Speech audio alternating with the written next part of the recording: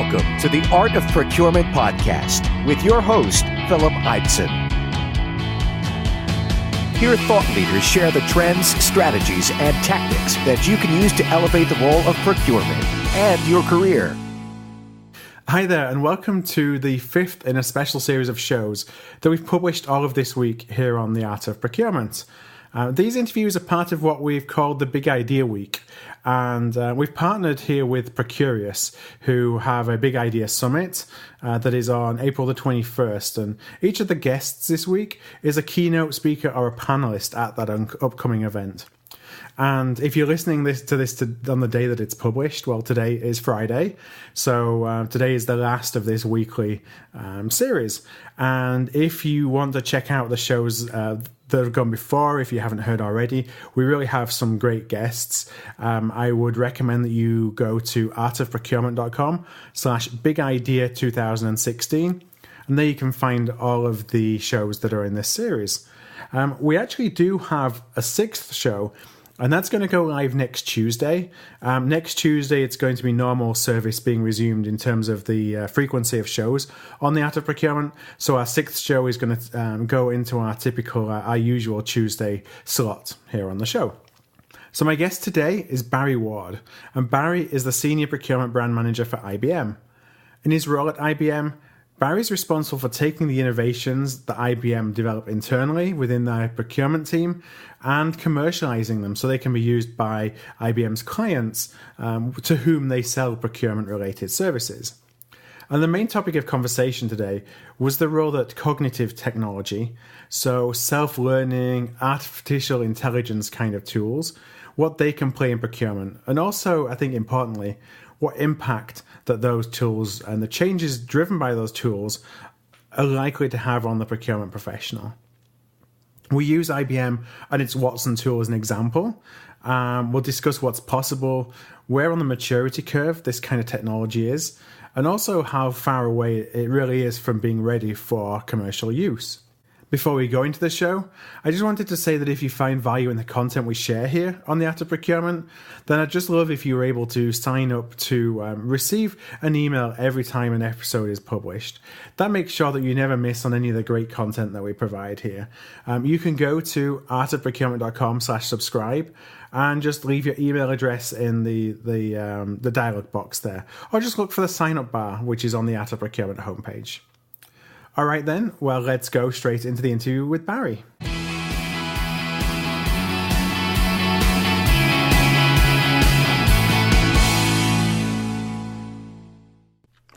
So hi everybody, and welcome to another episode of the Art of Procurement. And today I'm joined on the show by Barry Ward. Barry is the Procurement Brand Manager for IBM and has previously held council representative positions for the IT industry at CIPS, the Chartered Institute of Procurement and Supply. So Barry, welcome to the show. Thank you. Looking forward to it. Yeah, I gave some details of your background before we rolled into the conversation. But to kick things off, I had a question, and this is something that I ask most of my guests. And that's, how did you get into procurement? Is it something that you jumped into, you chose it, or did it choose you?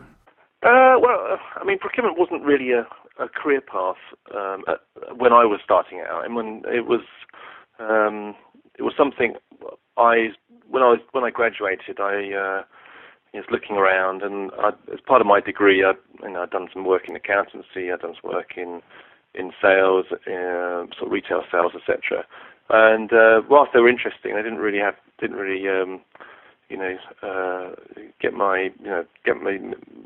it wasn't passionate for me, if you like. But I think the opportunity to get into procurement was something I looked at as a graduate, and first joined British Aerospace as an analyst, doing data manipulation, etc. And then sort of progressively moved on from there into sort of commercial roles within BAE. Right, so it's something that I just moved into that area, thought it sounded interesting, and then sort of, once I got in, I'd never look back really. So, and clearly one of the things that I'm looking at, or have been looking at over the past, particularly when I was within SIPS, was to or when I was working with SIPs within the council, was really to look at making sure we give things back and make sure the universities have got procurement profession as a definite career path for students going in the future. So it's not something which is seen as a sort of black art. People know about it and say, yeah, this is something we'd like to get into. So. And did you find that people were interested in pursuing procurement as a career? At the university level, yeah, absolutely. I mean, in some of my activities, I've actually helped interview students for some of the university places. We had a relationship with an international management school in France, and I was working with them, interviewing the students alongside the professors. Right, so I would look at it from a business angle. They would look at it from an academic angle, and together, we'd say that person would be good as not only academically for a role in procurement, right, but they would also be good commercially as well. So it's something that is certainly evolving, and I found some really interesting people. We hired some great people who've gone on to do really good careers in IBM and elsewhere. So no, it's interesting. I think it's something. It's a sort of career of the future. One of those ones which will develop further, right? And certainly with the way that technology is progressing, it goes a really good opportunity for people to really make a mark on, of sort of procurement as a sort of stepping stone into senior management, senior executive roles. Especially as organisations become more reliant on third parties now, as we're outsourcing, offshoring more things, as a greater portion of the revenue of our companies is now with third parties, it becomes more and more important. Yeah, indeed. And IBM has, as part of our own transformation, we've now look after more than $20 billion of spend for corporate organisations globally, right? So it's something that we've demonstrated that we do a world-class procurement for internally in IBM, and now we've thought, well, rather than just keep it to ourselves, let's see if we can offer that as a service to others, and that's quite a successful offering, if you like. So much so that actually our managed spend for clients has virtually overtaken our internal spend. Right, so we're in the sort of league of about 50 billion overall, and virtually half of that is managing others' spend. And so, what's some of the key trends that you see at IBM and that you hear from your clients as well that are impacting some of the strategies or some of the direction that CPOs are taking? Yeah, it really is a dynamic environment, as you know. I mean,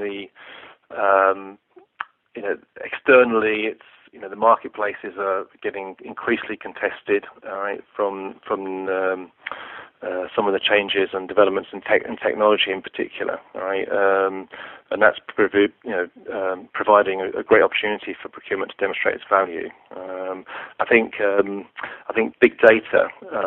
People heard about big data. Big data is really becoming a key focus area for procurement executives to know, how to exploit data effectively, right, and using advanced analytic tools to help them do that. And I think the successful procurement leaders of the future will be those who harness the power of analytics and big data going forward, and really showcase that within their own organisations. Right, so procurement of the future is going to be, I think, a value add much more so than in the past. As the successful leaders will be those who can demonstrate, the value creation activities that they're involved in, and using advanced analytical tools to sort of harness big data is one way that they can go about it. Right, so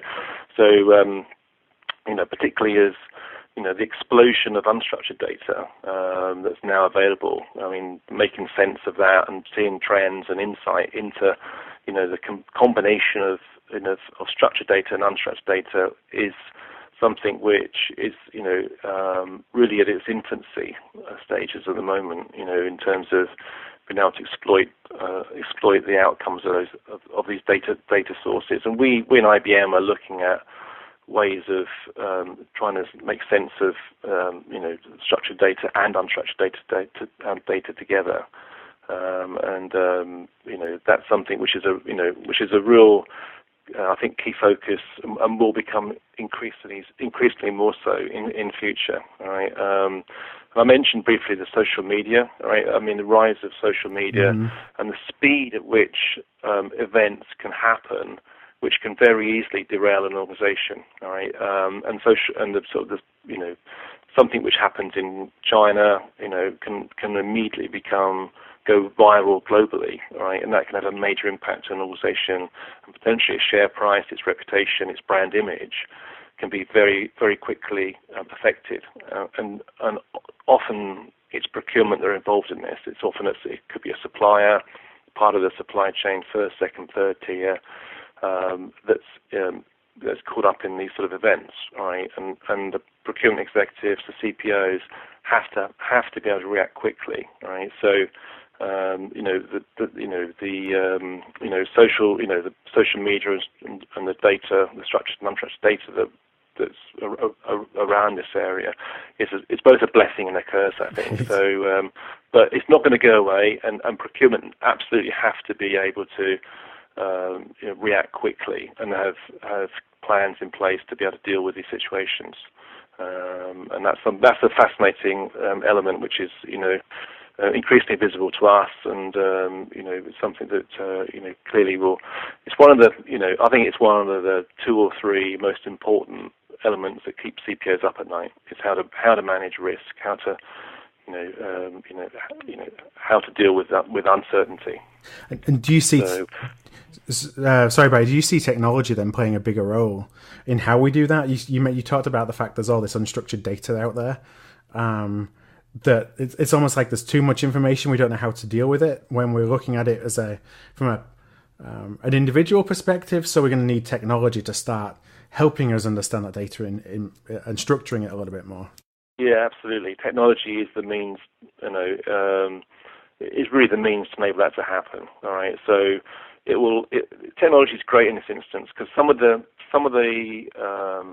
roles that people in procurement perform today are pretty rudimentary and pretty, in basic terms, they're not interesting, right? Some of the operational tasks, and technology is a way of, performing some of those roles and performing effectively, and enabling people to be freed up to do more value creation tasks, right? And which helps to empower people, I guess, and it sort of becomes an enabler for buyers and procurement professionals to do more, right, and create more value. So some of the tasks which might be going to research a marketplace, going to find out about a particular supply situation which you've got no experience of. Where would you start on that? Now that might take you today it might take days or weeks to do the research properly.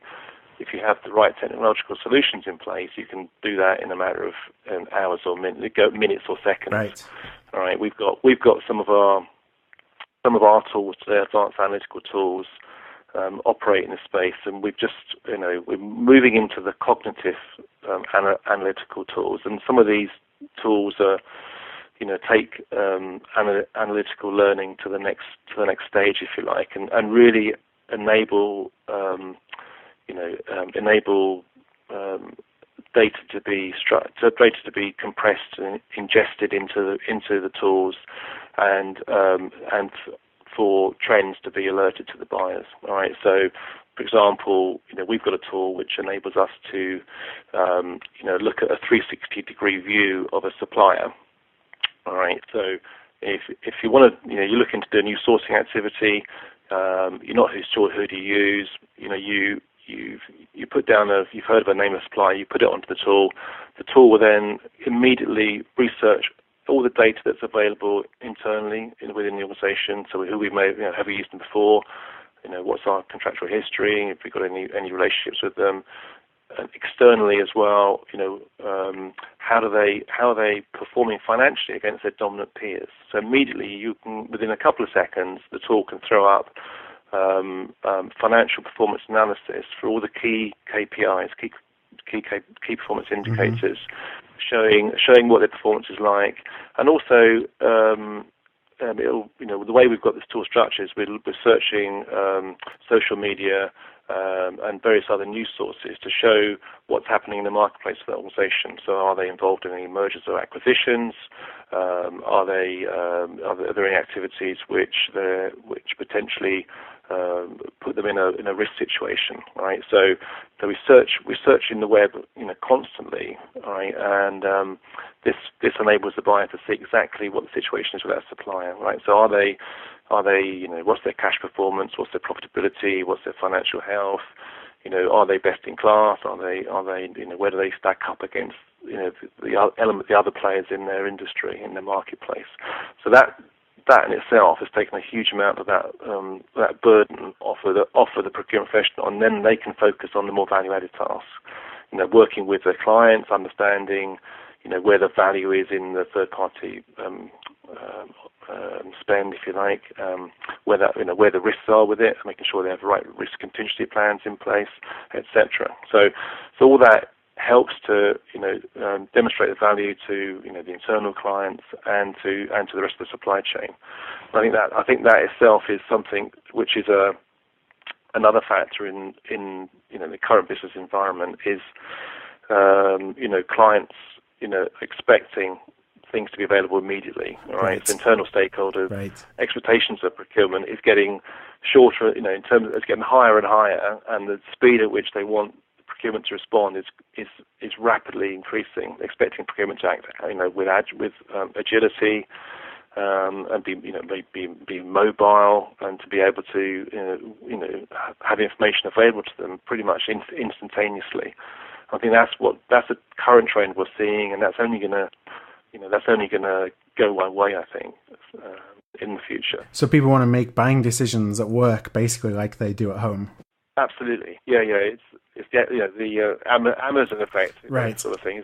So you want to make it as easy as possible to find out, find something, and you want it delivered tomorrow, if you like. So that ultimately is where I think where procurement's going to be going. Mm-hmm. Certainly for the operational tasks, is to make it as easy as possible to for stakeholders to interact with procurement. Right. So so if they're traveling, it's on their mobile device, it's on their phone, it's on their tablet. They can immediately interface with procurement, or the procurement organisation, either talking to someone or talking similar to what you do with Siri. You leave you ask Siri a question. Yep. Siri responds. In a procurement environment, we're working to do just that with a Watson-based tool. So we've got this tool called Watson Buying Assistant, which will provide that sort of that responsiveness and interaction, the same as in the same ability that Siri has. So we can either do it verbally, right, through a interaction, for a voice interaction, or it can be visually. We can, the stakeholder can say, look, I want to buy this item, printer, laptop, whatever, and it shows a picture, sends a picture to the Watson Buying Assistant. Watson Buying Assistant can then see the picture, check against all the other pictures it's got in its records, check and see what other laptop pictures they can see globally, mm-hmm. Recognize the device, and then check against our catalogue to say, well, the device you're looking for is either already in our catalogue, and this is the price of it, this is when it can be delivered, etc., etc., etc. Or it can be, if it's not a product which is in the catalogue, it says, like, I found the product you want. It's got such a size hard drive, it's got such a screen, etc. We've got an equivalent already in our catalogue, which is $300 less. Would you like information about that, or would you want to go ahead and do you really need that particular laptop? And there may be a good reason why they would like to buy that specific unit, maybe for a customer reason, customer purpose, or whatever. But it gives them an alternative, and that can happen instantaneously. And that's really around making it easy to transact with procurement, and therefore you have fewer procurement escapes. You get better compliance. You get less risk for the organisation as well, right? And then, ultimately, you have a much higher client satisfaction, because they get what they want, they get it when they want it, and they get it at the right price. So it's the ultimately what procurement is striving for, and the systems will enable us to do that. So that is called Watson Buying System. That's something which we've got, as a cognitive application, which we're looking to roll out during the course of 2016. So I wanted to touch on one other thing related to the cognitive solutions before I go back into kind of the impact on procurement professionals. And there was something I was interested about, and I know that you work on this, I think, in the Pricing IQ tool, but kind of more broadly, what potential does cognitive procurement have on the ability to ultimately understand more about the marketplaces that you're buying in, and I think bring more transparency to pricing, so that part of our job isn't then spent a lot of time trying to negotiate when you're blind. Pricing, I could see a future where pricing is transparent between all parties, so it's an easier transaction. And is that something that cognitive procurement solutions will start to enable? So yes and no, I would say. I mean, it's certainly, I would say cognitive solutions will drive competitive advantage for the organisation. Absolutely. All right.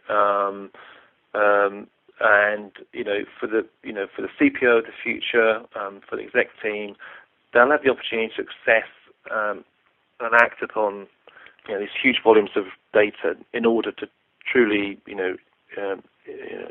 impact supply innovation, mitigate risk. All right, and it's a stepping stone for the future. I think it will. We're at the infancy of this right at the moment, but I think it really will drive competitive advantage for your organisation. And I think you're going to it's going to become a crossroads soon, that you either see the value in it, all right, and say absolutely we have to have these cognitive solutions as part of our end-to-end, if like a source-to-pay framework, all right, and we'll embrace it, and then we'll see the value in it. And if you don't do that, if you don't do that rapidly enough, you will become increasingly marginalised, because it's not just procurement that's expecting that. I mean, the business will be expecting that as well, because cognitive solutions are going to become part of every organisation, every part of every organisation. It's not just in procurement; it's in HR, it's in accountancy, it's in legal, all right. Nothing is going to stand still, and if we don't embrace cognitive solutions, then procurement will become increasingly marginalised. The role of procurement will become much more, you're not adding value, so why do we have a procurement organisation? Right. Let's look to outsource it.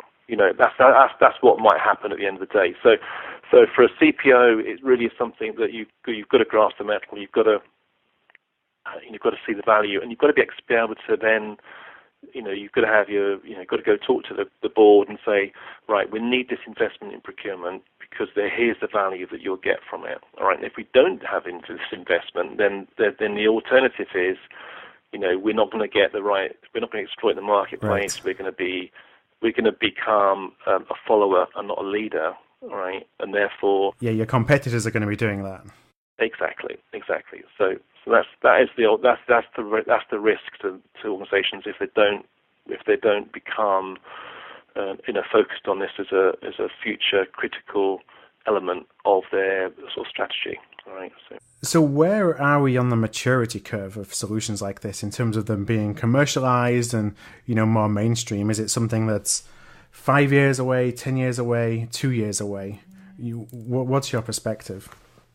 Yeah, it's a very good question. I think we're right at the outset. I think all I can talk about is IBM, but my knowledge of what I see across our source to pay framework, all right, is that we have, we've got about 15 advanced analytical solutions which we're using internally today. Some of those are available externally, and of those we've got about five or six which are cognitive, all right, and a couple of those are in proof of concept stage.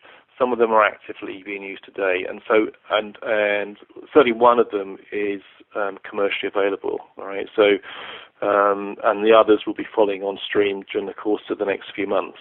So we're right at the outset. We do have some, I'm sure IBM is not the only organisation to be having cognitive tools available. But we are fortunate that we've been able to benefit from Watson, right? And the investment IBM's made in Watson means that I think we are, certainly one of the leaders in being able to, utilize cognitive computing to its full capacity, right? As far as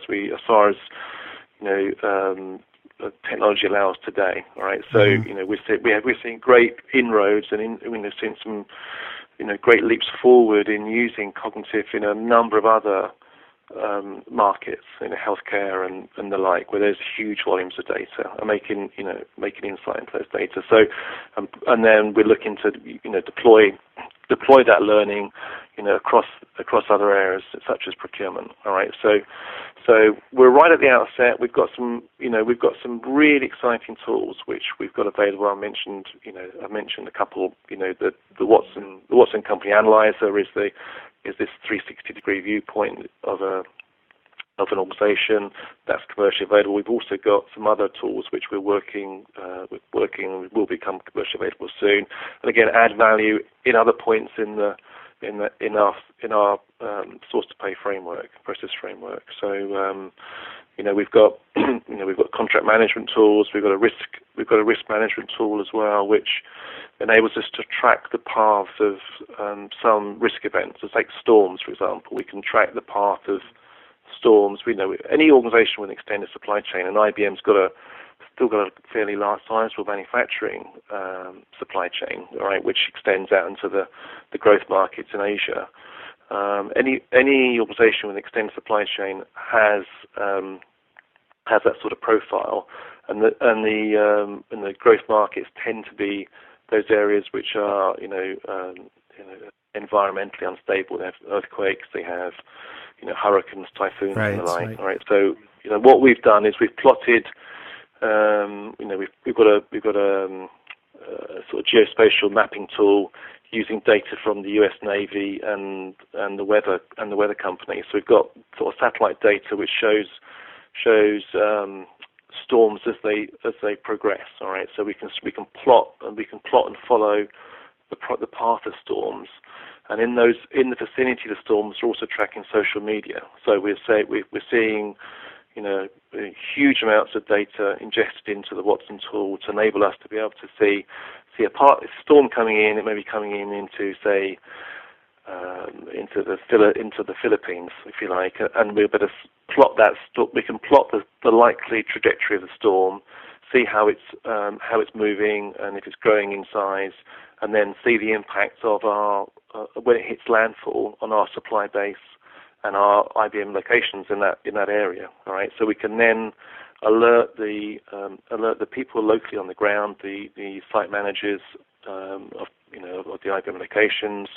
We alert the category managers that they've got suppliers that are potentially in the path of a storm which is going to be hitting in 48 hours.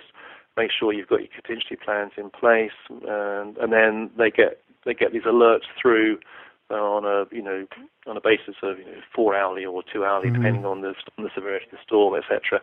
And then the purpose of telling you this is they're able to then take action, right? So they take action before the events hit, so they can check to make sure the supplier's aware of it.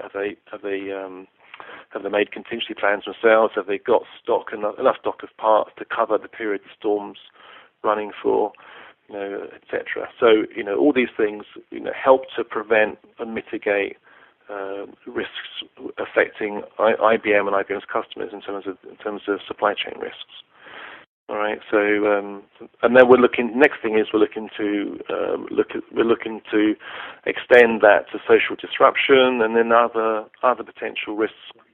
So environmental risks, political risks, economic risks. All these can have an element of forecasting, and we can look back at previous occurrences of those risks, and then ingest that into the tools, and then the tool can come up with recommendations based on past experience, all right, in terms of what might be happening in the future, and and then that gives us alerts to enable us to take action. And that we're not trying to stop risks, because without risk you don't make any progress. Right. But you're looking to looking to mitigate the likely impact. Understand what the risks are. Yeah, exactly. Yeah. So we talked about a lot of the fact that some of the tactical, transactional, tactical work that we do today, even some of the things we consider strategic, may be automated away in the future by tools like this. And then we suddenly have a whole new set of data that's available to us to act on that we never had before. So does that mean that what the notion of strategic procurement is essentially going to change over the next few years as our function changes because of the impact of these technologies? I think strategic procurement will be elevated. I think honestly, in terms of its profit contribution to the business, I think it's these technological developments will enable strategic procurement to really get elevation and be seen to add value to the organisation. Right, so and it'll and it'll enable the people involved in it, right? So to really focus on, working with suppliers, working with supply chain on value creation, all right? So rather than today where they spend a lot of time in, having to manage some of the operational tasks and the systems will do a lot of that for them. It'll free up those strategic procurement executives and managers, if you like, to spend much more time on value-added tasks. So it really, I think, will elevate the roles within strategic procurement and the role of strategic procurement within the organisation, enable these individuals to work more closely with senior stakeholders, and to help sell the benefits of having strategic procurement embedded in their organisation. All right, so I think it's an exciting time. So I just had one final question. This isn't necessarily related to what we talked about before, but it's something that I ask from your perspective of being involved in procurement on a day-to-day basis. And it's something that I ask a lot of my guests just so that people that are listening can kind of have a takeaway in terms of their day-to-day job. And so I'm interested to understand from you, what is one thing that you see that procurement professionals today can do just to help them become more relevant to build stronger relationships with their internal stakeholders? It's sort of building on the last point, really. I mean, it's in whatever role they're in, it's don't think themselves as siloed in that role. Think about the value that they're bringing, right? So it's not just about I'm taking cost out. It's really around where's the value of what they're doing to their clients and to their organisation. Can you map the profitability of what you're doing to the profitability of the of what that component, that good or service, gets put into to ultimately be used by the sales teams. All right, so it's really a case of understanding the stakeholders' business as much, trying to do it as well as they do themselves to demonstrate their market expertise and insight. All right, so and look at the profit contribution that the supply chain can make to their organisation, and then go sell that. All right, because the role of the buyer and the role of the seller are pretty similar, really. Right. I mean, it's different sides of the coin, but ultimately, I think that as technology transforms roles, I think there'll be a blurring of procurement's role to one of a business management role going forward, right? And that's really procurement has always been a good procurement guy is someone or lady is someone who's commercially astute, very savvy, understands the marketplace. That's no different tomorrow, but those skills requirements are going to be heightened, I think, in the world of tomorrow. All right, so they need to be very good at being able to sell themselves to their executives, to their clients, and to the suppliers as well. All right, so why should a supplier want to work with them as a buyer? All right, because they want as a buyer, you want your supplier's best salesman to work on your account, because they're the guy who's going to be more likely to be more innovative, to push ideas through, to be more creative, and that's what we're going to need going forward. And I think the the professionals of tomorrow have got to really try and work on their their soft skills and their interrelationship skills to really drive creativity, right, and innovation, and demonstrate stakeholder value. Those are the elements that the buyers should be focused on, as well as the core knowledge of the sourcing expertise and the quantity knowledge or whatever it might be, all right, and the legal T's and C's and all those elements. Those are still going to be needed.